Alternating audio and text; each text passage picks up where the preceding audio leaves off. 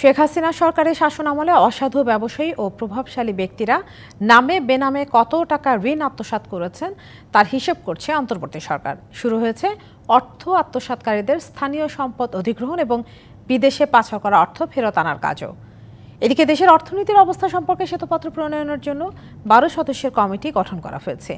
এই কমিটির প্রধান করা হয়েছে অর্থনীতিবিদ ডক্টর দেবপ্রিয় ভট্টাচার্যকে। গত রবিবার জাতির উদ্দেশ্যে ভাষণে আওয়ামী লীগ সরকারের আমলের দুর্নীতি, অর্থ পাচার ও জনস্বার্থ বিরোধী চুক্তি, প্রকল্পের নামে লুটপাটের তথ্য নিয়ে শ্বেতপত্র প্রণয়নের জন্য কমিটি করার কথা জানান অন্তর্বর্তী সরকারের প্রধান উপদেষ্টা ডক্টর মোহাম্মদ ইউনূস।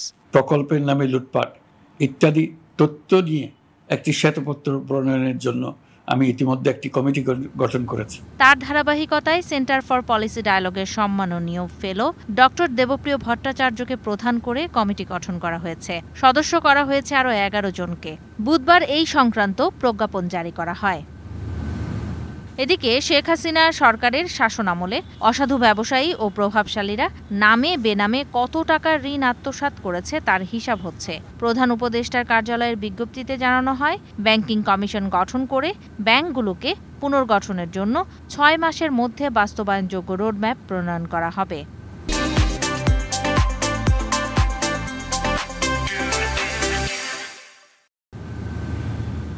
ব্যাংকগুলোতে নতুন ব্যবস্থাপনা কর্তৃপক্ষের পাশাপাশি বিএফআইইউ, সিআইডি ও দুদকের সহায়তায় আত্মসাৎকারীদের সম্পদ অধিগ্রহণ ও পাচার করা টাকা ফেরত আনার প্রক্রিয়া শুরু হয়েছে বলেও জানানো হয়। এদিকে কানাডাকে বাংলাদেশে বড় বিনিয়োগের আহ্বান জানিয়েছেন প্রধান উপদেষ্টা ডক্টর মোহাম্মদ ইউনূস। বুধবার রাষ্ট্রীয় অতিথি ভবন যমুনায় ঢাকায় নিযুক্ত কানাডার হাই কমিশনার লিলি নিকলস সাক্ষাৎ করতে গেলে এই আহ্বান জানান তিনি। একই দিন ডক্টর মোহাম্মদ ইউনূসের সাথে দেখা করেন ফ্রান্সের রাষ্ট্রদূত মেরি মাজদুপুই। তিনি জানান, বাংলাদেশের অন্তর্বর্তী সরকারকে সহায়তা করবে ফ্রান্স।